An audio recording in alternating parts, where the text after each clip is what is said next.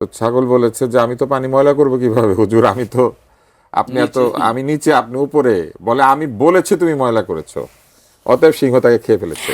ইরানের কাছে তেল আছে, গ্যাস আছে, ইরানের একটা স্ট্র্যাটেজিক অবস্থান আছে, যেসব কারণে ইরান এই বিষয়গুলো আদায় করার মতো সক্ষমতা আছে। এই যে কোর্টের খরচ বিয়ার করে বছরের পর বছর লড়াই করতে থাকা কোর্টে, এই সক্ষমতা ইরানের আছে।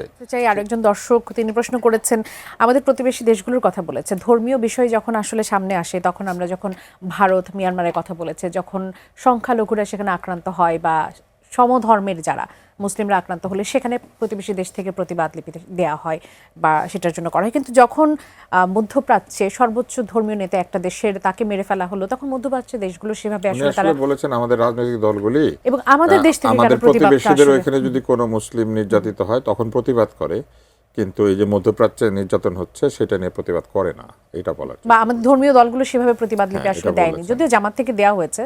তারা বলেছে তারা প্রতিবাদ করেছে, প্রতিবাদের ভাষা এবং প্রতিবাদের যে নমুনা সেটা দেখলে বোঝা যায় যে কোনটা নরম, কোনটা মধ্যম, আর কোনটা উচ্চ। তো এগুলি হচ্ছে ওনারা কিছুদিন আগে পর্যন্ত একটা শব্দ চালু করেছিলেন সফট। তো ওনাদের এই প্রতিবাদগুলো অনেক সফট আর কি, যেগুলো হার্ড হয়ে যায় যখন প্রতিবেশী রাষ্ট্র কিংবা তাদের পছন্দ নয় এমন রাষ্ট্র যখন তাদের থাকে।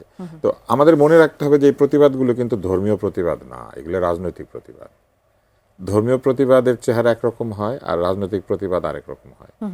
তাদের দলগুলি যেহেতু রাজনৈতিক দল, তারা রাজনৈতিক স্বার্থ বিবেচনা রেখেই প্রতিবাদ করেন, এবং তাদের এই রাজনৈতিক স্বার্থ বিবেচনা যখন থাকে তখন এটাও থাকে যে কোন রাষ্ট্র তাদেরকে চাঁদা দেয় কিংবা কোন রাষ্ট্র তাদেরকে প্রোটেক্ট করে, কাদের কাছে তাদের আশ্রয় আছে, এখান থেকে পালিয়ে গেলে কোথায় পালাতে পারবেন, এইসব তারা বিবেচনায় নেয়। আমাদের রাষ্ট্রীয় রাষ্ট্রের দিক থেকে যে প্রতিবাদটা আসলে এসেছে, জি, সেখানে বলা হচ্ছে যে আমাদের আমাদের সরকারি প্রতিবাদ হারিয়ে ফেলেছিলেন কিনা, মানে সেই বিবেচনায় বা সেই ক্যালকুলেশনগুলোই কি মূলত কাজ করছে। সরকারি প্রতিবাদটা অনেক নরম এবং অনেক আমি বলবো যে এক ধরনের সরাসরি প্রতিবাদ না আর কি, উদ্বেগ, উৎকণ্ঠা, পর্যবেক্ষণ করছি, নিন্দা জানাচ্ছি, ঠিক হয় নাই, এই ধরনের ভাষা আর কি।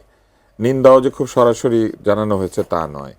তো এই সবকিছু মিলে আমাদের মনে হয়েছে যে আমরা এই পুরো ব্যাপারটাতে খুব নরম এবং একটু দূরবর্তী জায়গা আছি, এবং এই যে দূরবর্তী জায়গায় থাকার কারণ হচ্ছে অন্তর্বর্তী সরকারের চুক্তি।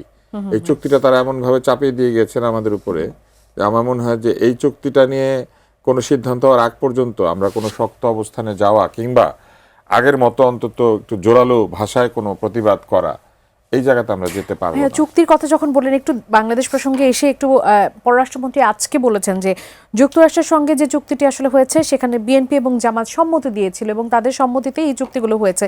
তাহলে এখন কেন চুক্তিটা নিয়ে এতটা উদ্বেগ উৎকণ্ঠা? তো বিএনপি তো তখন বলে নাই যে তারা সম্মতি দিয়েছে এটাতে, জামাত ইসলাম বলে নাই তাদের সম্মতি দিয়েছে। এই চুক্তি সম্পর্কে তারা জানতো, এই কথাও তো বলা হয় নাই, বরং আমাদেরকে তো অন্তর্বর্তী সরকার বলেছেন যে এই চুক্তিটায় নন ডিসক্লোজার এগ্রিমেন্ট আছে, কেউ জানতে পারবে না, জনগণও জানতে পারবে না। এবং এখন বলছে যে তখন বললেই হতো যে তারা জানে।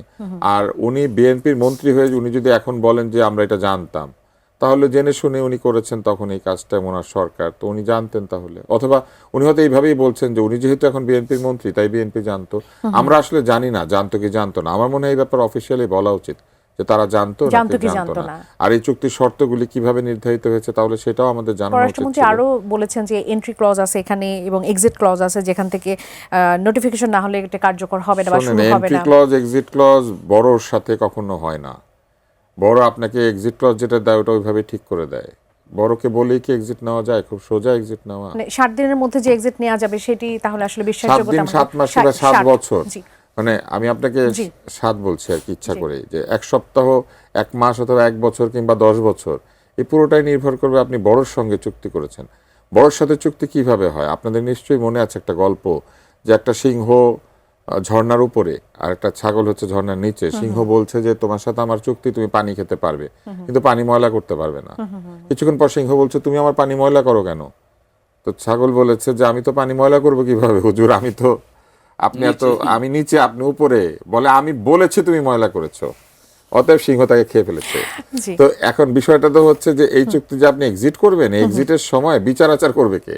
আপনি কার কাছে গিয়ে বড়র নামে বিচার দিবেন, কার কাছে গিয়ে আপনি মামলা করবেন, বা কার সঙ্গে গিয়ে আপনি এটা লড়াই করবেন? ইরানের অনেক বার্গেনিং চিপ আছে হাতে। ইরানের কাছে তেল আছে, গ্যাস আছে, ইরানের একটা স্ট্র্যাটেজিক অবস্থান আছে, যেসব কারণে ইরান এই বিষয়গুলো আদায় করার মতো সক্ষমতা আছে। এই যে কোর্টের খরচ বিয়ার করে বছরের পর বছর লড়াই করতে থাকা কোর্টে, এই সক্ষমতা ইরানের আছে, সেই সক্ষমতা আমাদের নাই। আমাদের ডলারটা আসে ওই দেশ থেকে যে দেশের সঙ্গে আপনি চুক্তি করেছেন, কারণ আপনি সেখানে বস্ত্র পাঠান। আপনি যখন আন্তর্জাতিক কোনো জায়গাতে সালিশ মীমাংসায় যান, তখন আপনাকে এই অর্থাৎ আমাদের চাপে ফেলাটা অনেক সহজ। আমাদেরকে অবশ্যই চাপে ফেলা সহজ, এবং আমাদের চাপে ফেলার সুযোগ আমরাই দিয়েছি। আমরা সমস্ত ডিম একটা ঝুড়ির মধ্যে রেখেছি। আমাদের ব্যবসা কি?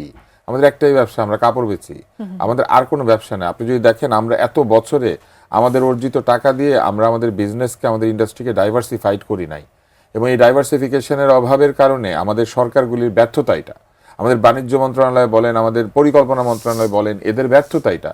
এরা সারাক্ষণ স্বপ্ন দেখেছে বেশি বেশি আন্ডা বাচ্চা পয়দা করবে, এদেরকে মিডল ইস্টে পাঠাবে, এরা রেমিটেন্স পাঠাবে। কিন্তু যে যুদ্ধ লাগলে যে সব একসাথে ফেরত আসতে হবে, মাথার মধ্যে নাই। আবার তারা চিন্তা করেছে আমাদের এখানে মেয়েরা খালি কাপড় সেলাই করবে আর এটা আমেরিকাতে পাঠাবে, আর এটা দিয়ে টাকা আসবে। কিন্তু আমাদের উচিত ছিল আমাদেরকে টেকনোলজিক্যালি ডাইভার্সিফাই করা, যেটা অন্যান্য দেশ করেছে। হংকং এর কি আছে বলেন, তাইওয়ানের কি আছে বলেন, কিন্তু ওরা তো ওদের, সিঙ্গাপুরের কি আছে, আমরা তো চিন্তা করি না। ভিয়েতনামের কি আছে, আমরা এগুলো চিন্তাই করি নাই। না চিন্তা করে আমাদেরকে যে ওষুধ গিলিয়ে দেওয়া হয়েছে সেই ওষুধই আমরা গিলেছি। আমাদের সরকারগুলির সবচেয়ে বড় অক্ষমতা কি জানেন? আমাদের সরকারগুলির সবচেয়ে বড় অক্ষমতা হচ্ছে তারা জ্ঞানীদেরকে বাছবিচার করে, নিজের দলের জ্ঞানীদেরকে জ্ঞানী মনে করে, অন্য দলের জ্ঞানীদেরকে জ্ঞানী মনে করে না। কোনো নিউট্রাল লোককে তারা তার আশেপাশে রাখতেই চায় না। তারা মনে করে নিউট্রালিটি হচ্ছে বিরোধিতা, এবং এইসব কারণে আমাদের দেশের সমস্ত মেধাবীরা আমেরিকা থেকে চাকরি করে।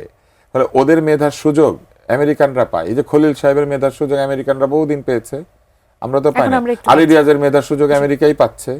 এবং আপনি এই অবস্থা আমাদের কেন হয়েছে?